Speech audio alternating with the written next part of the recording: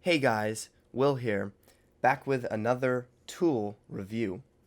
Today on the bench I have the Bauer 4.5-inch angle grinder, which I've spent the last couple of weeks testing out in various situations, some of which will be shown to you today.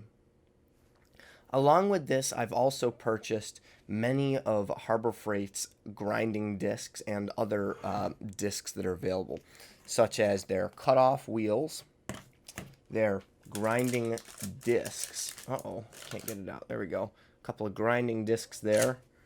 I've got a 40 grit flap wheel and a very coarse wire wheel.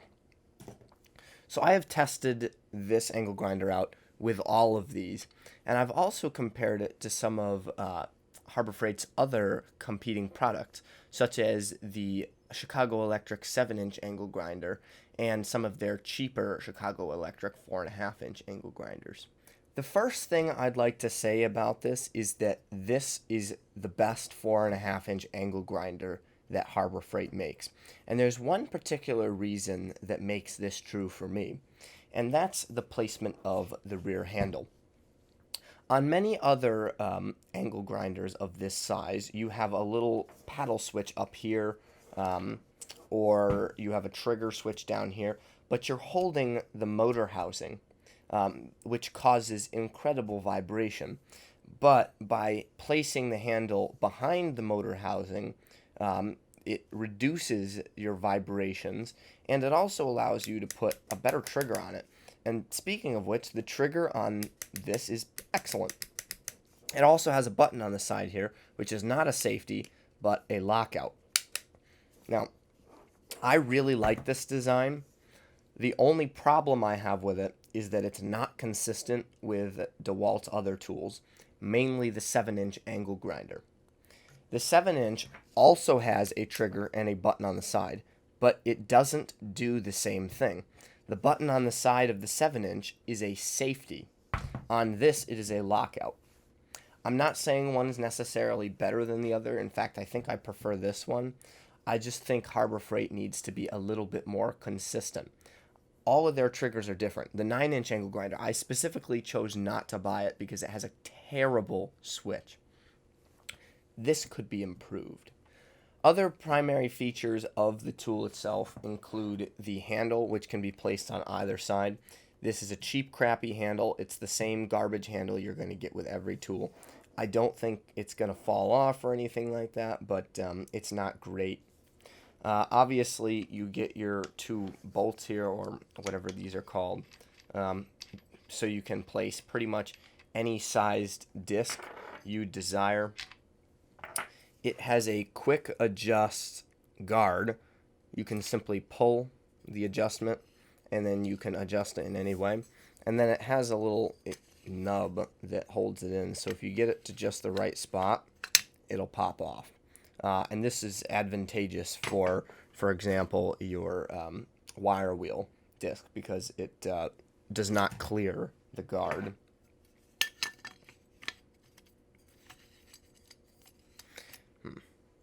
To put it back on, you simply have to line up this little nub here in the back, and then you can pretty much turn this wherever you want. That's interesting. I have it. Oh, there it goes. Okay. And now I can place it where I want, and it's not going anywhere. Lastly, it does have a lockout button, which is necessary for tightening discs. Also included in the box is your tightening tool, which is a decent tightening tool, but I would definitely like it if it had a wrench on the end for the wire wheel. I would appreciate that. Next, I'd like to talk about the actual build quality of the tool, which is pretty good. I would say that this tool is definitely built better than some of Harbor Freight's other tools. And it commands an increased price, but for $40, I don't think you're going to find a better angle grinder that has a rear trigger like this one does. In terms of materials, the casing is good. The over molding is good. It's not great. It's not like some high quality TPE, but you probably wouldn't want that on something that's going to be in a metal shop anyways. This is going to be less likely to deteriorate. And overall, the machining and the fit and finish are pretty good.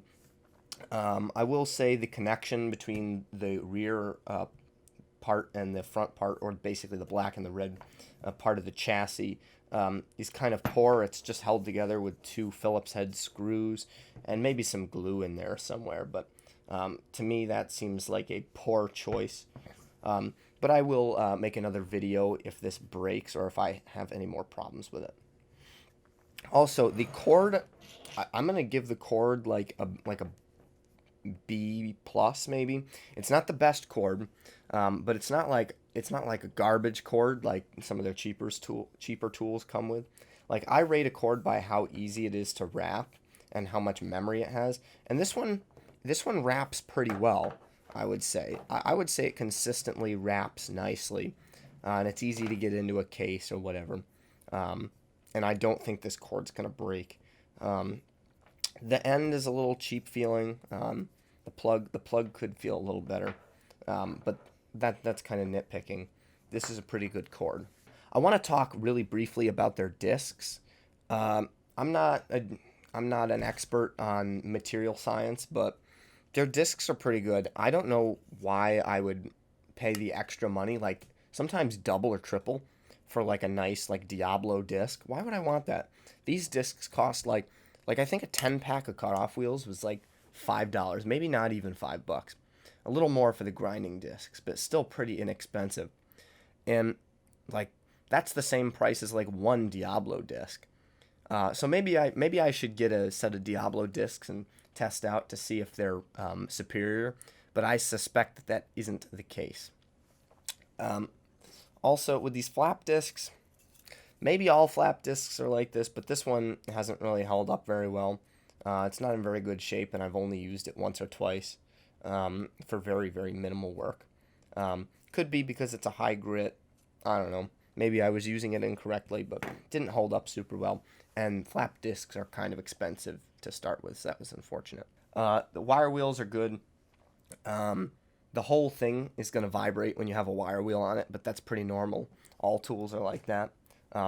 By the way, in terms of vibration, when you're using a cutoff wheel, there is almost no vibration. Almost no vibration, and definitely significantly less vibration than you will experience with one of their lower end tools where you have to hold the motor housing itself. In terms of actual usability, there's another huge benefit to this, which is that it has more power than a lot of the other 4.5-inch angle grinders that are available. It's certainly not the most powerful one. In fact, it's not even the most powerful one that Harbor Freight sells. Harbor Freight also sells one under the Hercules name that has 11 amps of power. This only has 8. But I chose not to get that one because it had a motor housing mounted paddle switch, which in my opinion is a inferior design. So this has more power than your average 4.5-inch angle grinder, and I do think it shows in use because it does attack material, in my opinion, quite a bit quicker and with more anger than a cheaper angle grinder does, or a lesser powered angle grinder. So I think that is a huge advantage to this tool. So now the big question, should you or should you not buy this tool? Well, for $40, I would say if you're looking for like a decent angle grinder and you don't need something that's really big, this is the way to go. It's the same price as the 7-inch angle grinder. The 7-inch angle grinder is more powerful and can cut through material significantly more quickly with less vibration. But not everybody needs a 7-inch angle grinder. I wanted to get the 7-inch or maybe even the 9-inch, but upon looking at it, I was like, I don't actually need this. Like, the only thing this is ever going to get used for at my house is to, maybe cut through some exhaust piping or something like that. And I just didn't really feel like I needed the 7-inch for what I was doing. So I purchased this. And I also think, based on using both tools, that this is a higher quality tool than the 7-inch. The overmolding and the actual casing, in my opinion, is higher quality. I can't tell you anything about the motor because I haven't taken the tool apart, but I'll let you know if I have a negative experience with either tool. But overall, I'm very impressed, and I would say that there isn't a better, I would say there is not a better 4.5-inch angle grinder available under $40. I would say if you have $40 to spend, this is probably the tool I would recommend. Anyways, guys, if you like this video, please leave a like and a comment below, and also subscribe to my channel. I'm going to be making a lot more Harbor Freight review videos, possibly a review on their new jack stands, the new redesigned jack stands, which I have finally gotten a hold of, and any other tools that you guys decide that I really should take a look at. So please leave a comment below of what tool you want me to review next, and like this video so more people can see it and more people can learn about the quality of these tools. Anyways, guys, have a good one and peace out.